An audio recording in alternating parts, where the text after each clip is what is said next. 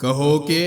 اے اللہ، اے اقتدار کے مالک، تو جس کو چاہتا ہے اقتدار بخشتا ہے، اور جس سے چاہتا ہے اقتدار چھین لیتا ہے، اور جس کو چاہتا ہے عزت بخشتا ہے، اور جس کو چاہتا ہے رسوا کر دیتا ہے۔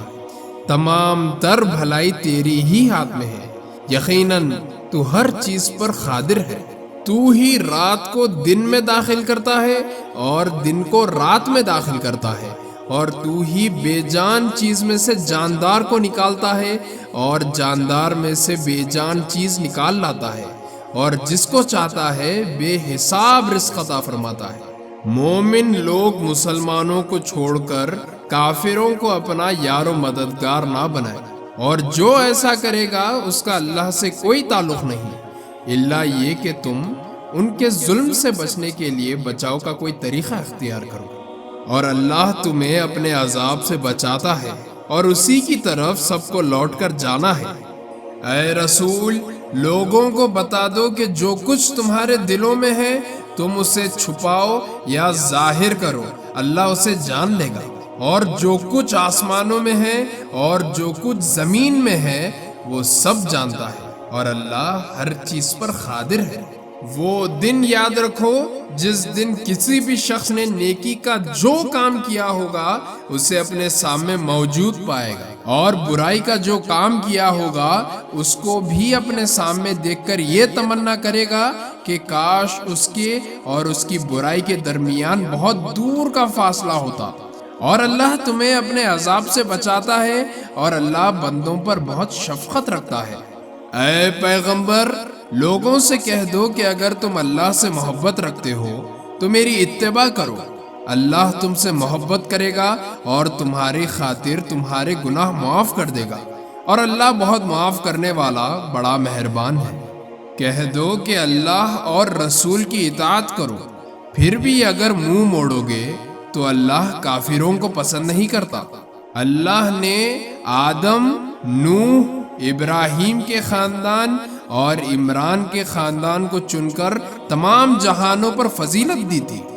یہ ایسی نسل تھی جس کے افراد نیکی اور اخلاص میں ایک دوسرے سے ملتے جلتے تھے، اور اللہ ہر ایک کی بات سننے والا، ہر چیز کا علم رکھتا ہے۔ چنانچہ اللہ کے دعا سننے کا وہ واقعہ یاد کرو جب عمران کی بیوی نے کہا تھا کہ یا رب، میں نے نظر مانی ہے کہ میرے پیٹ میں جو بچہ ہے میں اسے ہر کام سے آزاد کر کے تیرے لیے وقف کروں گی، میری اس نظر کو قبول فرما، بے شک تو سننے والا ہے، ہر چیز کا علم رکھتا ہے۔ پھر جب ان سے لڑکی پیدا ہوئی تو وہ حسرت سے کہنے لگی یا رب، یہ تو مجھ سے لڑکی پیدا ہو گئی ہے، حالانکہ اللہ کو خوب علم تھا کہ ان کے یہاں کیا پیدا ہوا ہے، اور لڑکا لڑکی جیسا نہیں ہوتا۔ میں نے اس کا نام مریم رکھ دیا ہے، اور میں اسے اور اس کی اولاد کو شیطان مردود سے حفاظت کے لیے آپ کی پناہ میں دیتی ہوں۔ چنانچہ اس کے رب نے مریم کو باخوشی قبول کیا اور اسے بہترین طریقے سے پروان چڑھایا، اور زکریا اس کے سرپرست بنے۔ جب بھی زکریا ان کے پاس ان کی عبادت گاہ میں جاتے، ان کے پاس کوئی رزق پاتے۔ انہوں نے پوچھا مریم، تمہارے پاس یہ چیزیں کہاں سے آئی؟ وہ بولے اللہ کے پاس ہے، اللہ جس کو چاہتا ہے بے حساب رزق دیتا ہے۔ اس موقع پر زکریا نے اپنے رب سے دعا کی، کہنے لگے یا رب، مجھے خاص اپنے پاس سے پاکیزہ اولاد عطا فرما دے، بے شک تو دعا سننے والا ہے۔ چنانچہ ایک دن جب زکریا عبادت گاہ میں کھڑے نماز پڑھ رہے تھے، فرشتوں نے انہیں آواز دی کہ اللہ آپ کو یحییٰ کی پیدائش کی خوشخبری دیتا ہے، جو اس شان سے پیدا ہوں گے کہ اللہ کے ایک کلمے کی تصدیق کریں گے، لوگوں کے پیشوا ہوں گے، اپنے آپ کو نفسانی خواہش سے مکمل طور پر روکے ہوئے ہوں گے، اور نبی ہوں گے اور ان کا شمار راست بازوں میں ہوگا۔ زکریا نے کہا یا رب، میرے یہاں لڑکا کس طرح پیدا ہوگا جبکہ مجھے بڑھاپا آ پہنچا ہے اور میری بیوی بانجھ ہے؟ اللہ نے کہا اسی طرح اللہ جو چاہتا ہے کرتا ہے۔ انہوں نے کہا پروردگار، میرے لیے کوئی نشانی مقرر کر دیجیے۔ اللہ نے کہا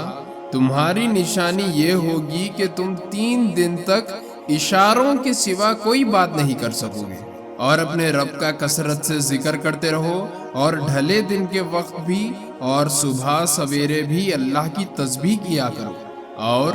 اب اس وقت کا تذکرہ سنو جب فرشتوں نے کہا تھا کہ اے مریم، بے شک اللہ نے تمہیں چن لیا ہے، تمہیں پاکیزگی عطا کی ہے، اور دنیا جہاں کی ساری عورتوں میں تمہیں چن کر فضیلت بخشی ہے۔ اے مریم، تم اپنے رب کی عبادت میں لگی رہو اور سجدہ کرو، اور رکوع کرنے والوں کے ساتھ رکوع بھی کیا کرو۔ اے پیغمبر، یہ سب غیب کی خبریں ہیں جو وحی کے ذریعے ہم تمہیں دے رہے ہیں۔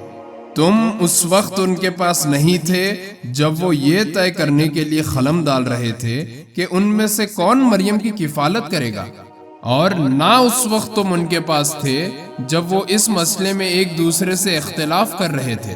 وہ وقت بھی یاد کرو جب فرشتوں نے مریم سے کہا تھا کہ اے مریم، اللہ تمہیں اپنے ایک کلمے کی پیدائش کی خوشخبری دیتا ہے جس کا نام مسیح عیسیٰ ابن مریم ہوگا،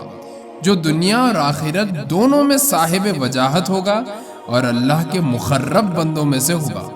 اور وہ گہوارے میں بھی لوگوں سے بات کرے گا، اور بڑی عمر میں بھی اور راست باز لوگوں میں سے ہوگا۔